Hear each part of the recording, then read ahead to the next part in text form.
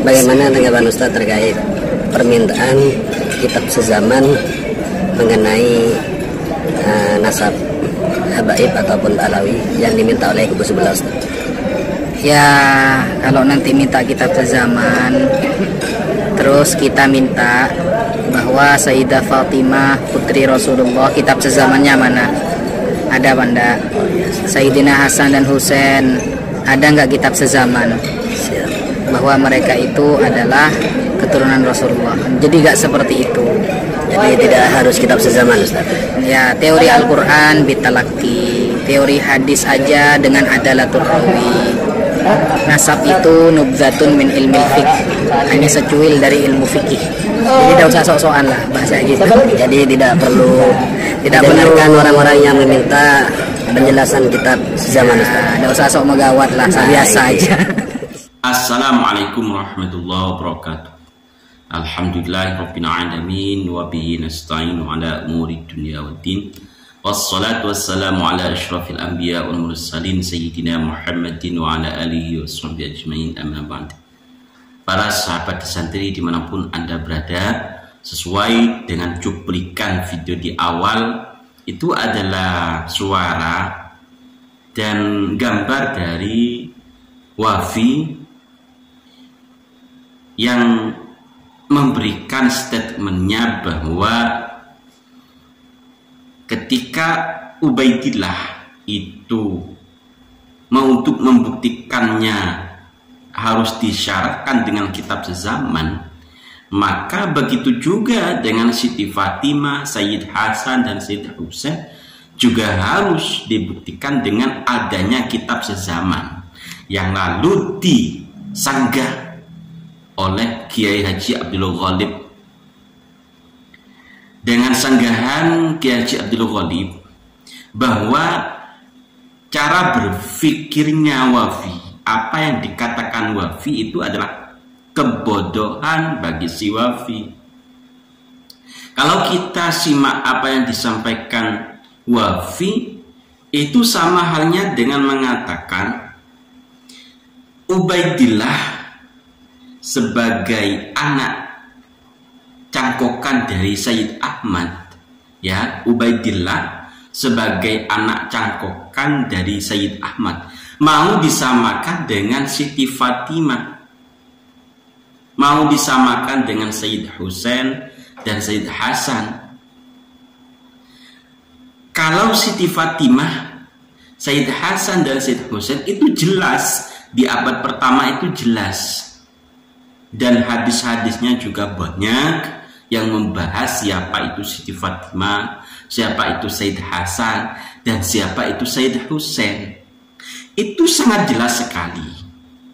Namun ketika kita berbicara tentang Ubaidillah sesuai dengan apa yang disampaikan oleh si Wafi, tampaklah keburaman, bahkan bukan hanya keburaman, tidak ada bukti sama sekali tentang sosok historis dari Ubaidillah. Itulah yang menjadi komentar dari Kiai Haji Abdul Ghalib. Dan itulah tingkat kebodohan cara berpikir, cara berucap dari Wafi. Tidak bisa kalau Ubaidillah disamakan dengan Siti Fatimah, Sayyid Hasan dan Sayyid Husain. Maka dalam hal ini seharusnya Wafi bisa membuktikan, bukan hanya ngomong ngalor ngidul tidak karuan. Buktikan sesuai referensi yang valid, ya, sesuai dengan referensi yang valid. Kalau memang Ubaidillah itu hidupnya di abad keempat, tinggal dibuktikan dengan kitab yang menyebut nama Ubaidillah bin Ahmad di masa itu, bahwa benar Ubaidillah itu ada dan historis. Kalau di abad keempat sampai abad ke-8 tidak ada secuil pun bukti kehistorisan Ubaidillah, masa kita harus mengatakan bahwa Ubaidillah itu tokoh historis? Kalau kita mendengar dari klan Ba'angwi, para habaib-habaib yang membesar-besarkan nama Ubaidillah karena merupakan leluhur mereka, Ubaidillah itu adalah mujtahid mutlak, Ubaidillah itu adalah imam besar pada masanya, Ubaidillah itu terkenal pada masanya. Lah, untuk membuktikan bahwa Ubaidillah itu memang terkenal pada masanya, Ubaidillah itu memang mujtahid mutlak pada masanya, buktinya apa? Apakah ada karangan kitab seorang mujtahid mutlak tersebut, karangan Ubaidillah? Adakah? Atau kalau tidak karangan kitab, mungkin bisa dari santri atau pengikut Ubaidillah di abad tersebut. Adakah pengikut Ubaidillah bin Ahmad yang mengatakan bahwa memang Ubaidillah itu adalah imam besar atau mujtahid mutlak pada masanya? Itulah yang menjadi permintaan dari Ki Haji Abdul Ghalib dan juga permintaan kami. Dibuktikan, bukan hanya ngomong ngalor ngidul.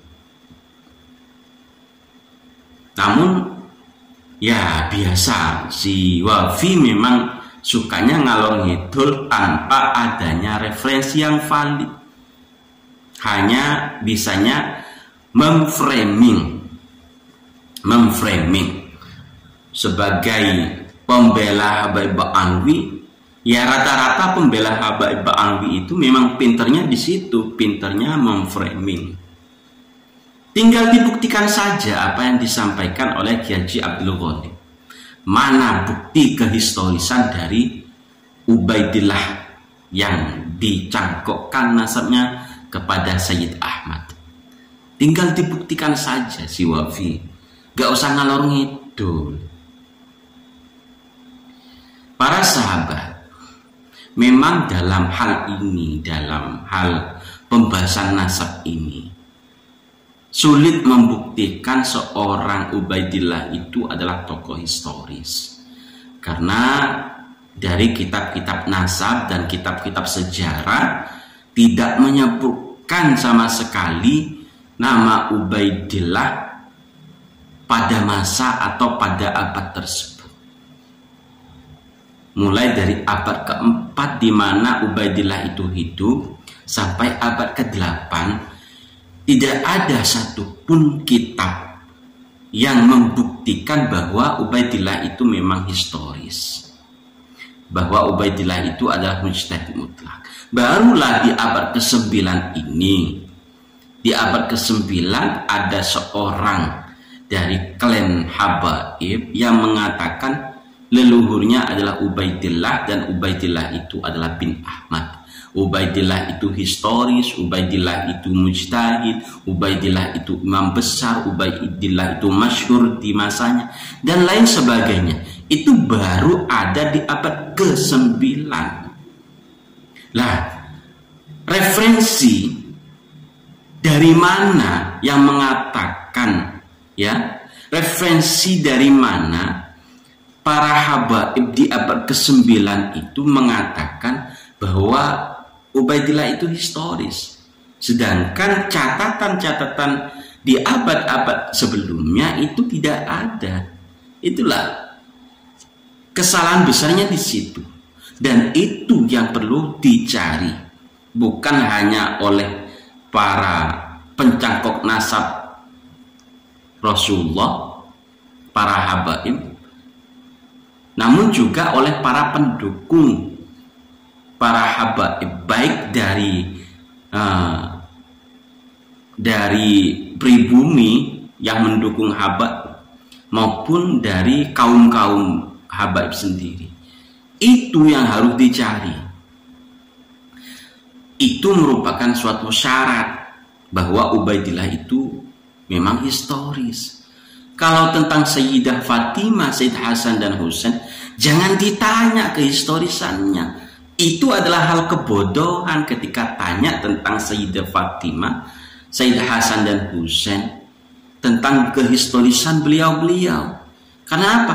Terlalu banyak hadis yang membahas tentang beliau, yang menyebut nama beliau. Itu bukti bahwa beliau-beliau itu historis. Sedangkan Ubaidillah itu baru ada di abad ke-9. Sedangkan Ubaidillah hidupnya di abad ke-4. Lalu dari mana kehistorisan Ubaidillah tersebut? Coba dijawab oleh si Wafi. Jangan hanya ngalur ngidul. Wallahumma fiq lakum thoriq. Assalamualaikum warahmatullahi wabarakatuh.